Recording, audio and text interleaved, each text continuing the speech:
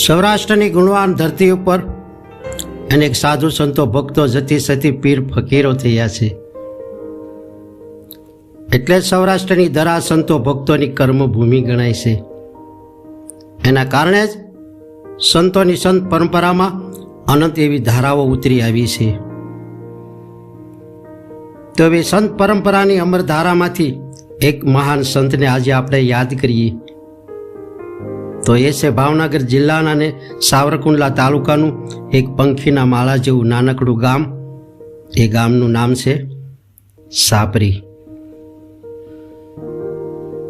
ત્યાં એવા સંસ્કારી મુસલમાન જાતિના સંધિ કુટુંબમાં કે વિક્રમ સંવત 1926 ભક્ત શ્રી સુખરામ બાપાનો જન્મ થયો હતો. પણ કહેવાય છે કે સુખરામ બાપુ ની માત્ર કે 6 વર્ષની ઉંમર હતી.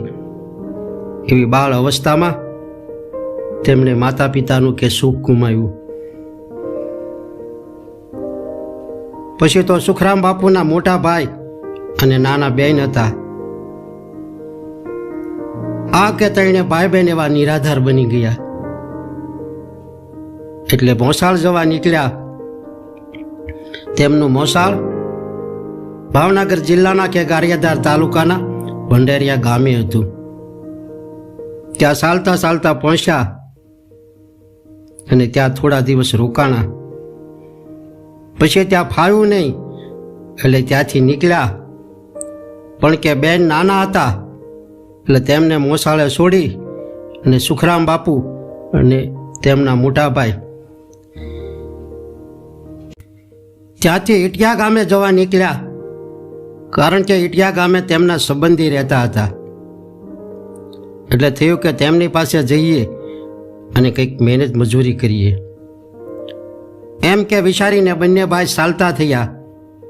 પણ કે ચાલતા ચાલતા સુખરામ બાપુની કે નાની ઉંમર હતી એટલે તેમને થાક લાગ્યો. એટલે મોટા ભાઈને કીધું કે ભાઈ કંઈક સાંયડો મળે તો આપણે પોરો ખાઈએ, મને બહુ થાક લાગ્યો છે. આવી જા કે વાત કરે છે. ત્યાં થોડે દૂર ભમોદરા ગામ દેખાણું. એટલે મોટાભાઈએ કીધું કે સામે જો પેલું ગામ દેખાય છે ને, એ ગામ આપણે પોરો ખાઈશું. આવે કે જ્યાં બંને ભાઈ વાતચીત કરે છે ત્યાં ભમોદરા ગામનું પાદર આવ્યું. એટલે એક ઝાડના નીચે બેઠા. પણ કે બરાબર એ સમયમાં ત્યાંના દરબાર ગોલાણ બાપુ અને ભુજ બાપુ એવા પૂર્વજન્મના એવા કોઈ પુણ્યશાળી આત્મા હશે. એટલે તેમનામાં માનવતાનો કે ગુણ પ્રગટેલો. એટલે તેઓ નિરાધાર બાળકોને આશરો આપી અને ઉછેર કરતા અને તેનામાં સંસ્કારનું ચિંતન કરતા. આવા એ પરમાર્થી વ્યક્તિ હતા. એમાં સુખરામ બાપુ અને તેમના મોટા ભાઈ એક ઝાડની શીતળ સાયાની નીચે બેઠા હતા. ત્યાં કે ગોળણ બાપુનો પંચાયત્યો આવ્યો અને આ બંને કુંબળા ગુલાબના ફૂલ જેવા બાળકોને રડતા જોઈ અને તેમને એવા નિરાધાર જાણી અને મોટા ભાઈને પૂછ્યું કે ભાઈ ક્યાં ગામ જવું છે અને તમે ક્યાં ગામના છો? ત્યારે બંને ભાઈએ પોતાના દુઃખની વાત કરી અને કહ્યું કે અમારે અહીંથી ઇટિયા ગામ અમારા સંબંધી રહેશે, ત્યાં અમારે જવું છે. આવી કે વાત સાંભળી અને પંચાયતે મોટા ભાઈને કહ્યું કે આ તમારા જે નાના ભાઈ છે તેમને ગોલણ બાપુના ગઢમાં મૂકી તમારે જ્યાં જવું હોય ત્યાં ખુશીથી જાઓ. તમે તમારા નાના ભાઈની ચિંતા નહીં કરતા, એ અહીંયા અમારી સાથે આનંદથી રહેશે. આવી કે પંચાયતિયાની વાત સાંભળી અને મોટા ભાઈએ પણ વિચાર કર્યો કે ભાઈ તમારી વાત પણ સાચી.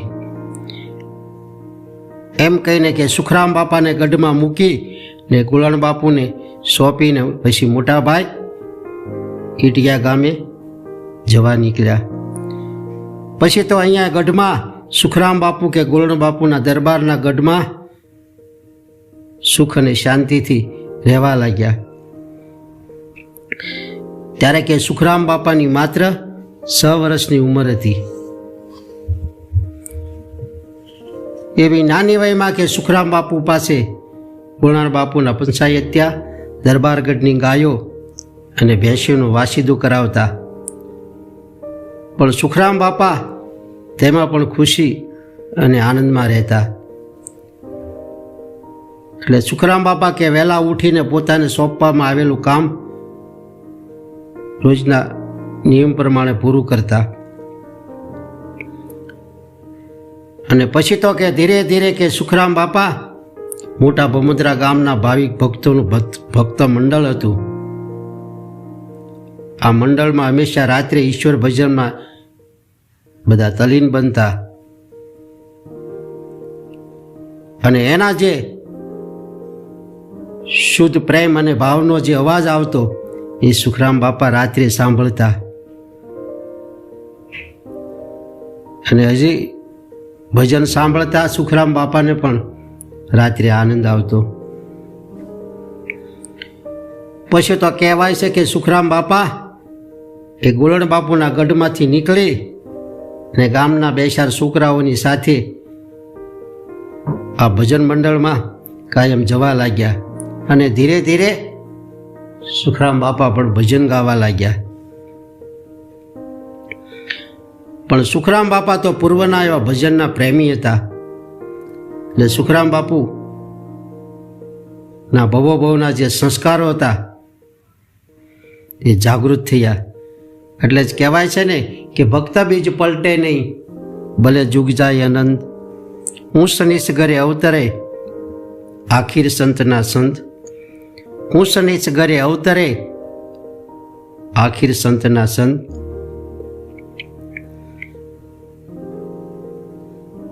એ કહેવા મુજબ કે નાની ઉંમરમાં ઈશ્વર ભજનનો અને ભક્તિભાવનો સુખરામ બાપુમાં ભાવ જાગૃત થયો. એટલે પોતે રામદેવજી મહારાજના એવા ઉપાસક બન્યા અને રામદેવજી મહારાજના એ ગુણ ગાવા લાગ્યા. આટલું જ નહીં, પણ પછી તો કે વહેલા 4 વાગે પ્રભાતે ઉઠી સ્નાન પાણી કરી અને રામદેવજી મહારાજનું સ્મરણ કરવા લાગ્યા અને ભજન ગાવા લાગ્યા. પણ સુખરામ બાપાના કંઠમાં ભજન ગાવાની અલગ બહુ મીઠી અને લોકપ્રિય હતી. એટલે લોકોને તેમના ભજન ગમતા. આ જોઈને કે દરબાર ગોળણ બાપુ બહુ જ ખુશ થતા. પછી તો તેઓ હંમેશા રાત્રે કે સુખરામ બાપુ પાસે ગોળણ બાપુ બેસી અને રામદેવજી મહારાજના સુખરામ બાપુ પાસે ભજન ગૌરાવતા. ને સુખરામ બાપુને કે અમૃતમય વાણી સાંભળી અને બહુ જ આનંદિત થતા. પછી તો દરબાર ગોળણ બાપુએ કે સુખરામ બાપુનું નામ સુખરામ ગાર્ગી એવું પાડ્યું હતું. અને જ્યારે સુખરામ બાપુની કે ઉંમર 13 વર્ષની થઈ ત્યારે કે દરબારગઢના કોઠારીનું કામ સુખરામ બાપાને સોંપવામાં આવ્યું. ને આ સિવાય પસાદ સાતીની ખેતીમાં હંમેશા સુખરામ બાપા આંટો ફેરા મારવા જતા. છતાં સુખરામ બાપા એમાં ખૂબ જ આનંદથી રહેતા. આવી રીતે કે સુખરામ બાપા તેમનું જીવન વિતાવતા. એમાં કહેવાય છે કે બરાબર એ સમયમાં સૌરાષ્ટ્રની કે ધરતી ઉપર પ્લેગ કે મરકી નામનો ભયંકર રોગ ફેલાણો હતો. એટલે ભમુદ્રા ગામમાં આ રોગ આવતા ગામ લોકો એક પછી એક ગામ છોડીને કે પોતપોતાની ખેતીવાડીમાં ડંગા એટલે કે ઝૂંપડા કરીને રહેવા લાગ્યા. અને બધાએ નક્કી કર્યું કે જ્યાં સુધી કે આ હવામાનમાં સુધારો ન થાય ત્યાં સુધી આપણે આ ગામમાં જવું નથી અને આ સીમમાં જ આ ખેતીવાડીમાં જ આપણે રહેવું છે. આવું નક્કી કરી અને અમુક ગામ લોકો રહેવા લાગ્યા. બરાબર એ વખતે કે ભમુદ્રા ગામમાં જેસર પોલીસ સ્ટેશનમાંથી કોઈ કારણસર ફોજદાર સાહેબનું મુકામ હતું. એટલે સુખરામ બાપુ જે ભજન મંડળમાં ભજન ગાવા બેસતા તેમાંનો કોટવાળ નામે રામભાઈ ભજન મંડળનો આગેવાન હતા. એટલે ફોજદાર સાહેબનું મુકામ થવાથી તેમને બેસવા માટેની બેઠક બનાવવાની હતી. એટલે પાગરણ પથારી કે ત્યાંના જે સ્વામિનારાયણ મંદિર હતું ત્યાંથી લાવી અને ભેગું કરવાનું હતું. ને પોલીસ ખાતાએ આ કોટવાળ રામભાઈને આ કહેલું કે આ તમે વ્યવસ્થા કરી આપો.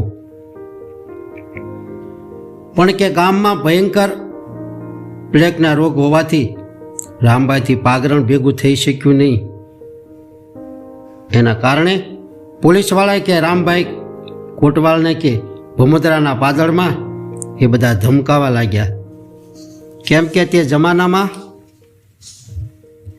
પોલીસ અને ફોજદારનું રામ રાજ્ય હતું. એટલે એ રામભાઈ કોટવાળને તો બરાબર ધમકાવતા હતા.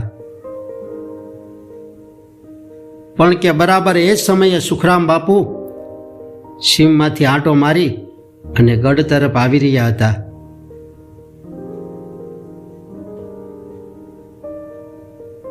તેમને કે પાદર આ રામભાઈને ધમકાવતા આ પોલીસવાળાનું આવું ખરાબ વર્તન અને જોર હુકમ જોઈને પોતાના સાથીદાર કોટવાળ માટે સુખરામ બાપાને તો દુઃખ થવા લાગ્યું અને તેમના અંતરાત્માને પણ ખૂબ જ દુઃખ થયું.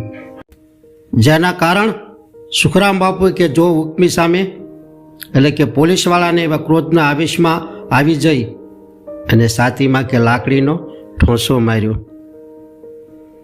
પણ આ તો રાજશાહી જમાનો, દરબારો અમલદાર જરાય નમતું આપતા નહીં, તેમજ મળવા પણ જતા નહીં. અને અમલદારોને કે કામકાજ હોય તો દરબારગઢમાં દરબાર પાસે જવું પડતું. પછી તો એ પોલીસવાળાએ જેસર ફોજદારને સુખરામ બાપુએ જે લાકડીનો ઠોંસો માર્યો તે બી ફરિયાદ કરી. પણ આ ગામમાં ભજન મંડળી હંમેશા ઈશ્વર ભક્તિમાં આનંદ માણતી. એ બધાની પોલીસવાળાએ કે માહિતી મેળવી અને પછી તો જેસર ફોજદારને દરબારગઢમાં કે ગોળણ બાપુ ઉપર એની ચીઠી મોકલી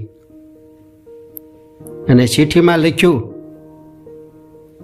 કે તમારી જે ભજન મંડળીવાળા છે તેમને જેસર થાણામાં મોકલો.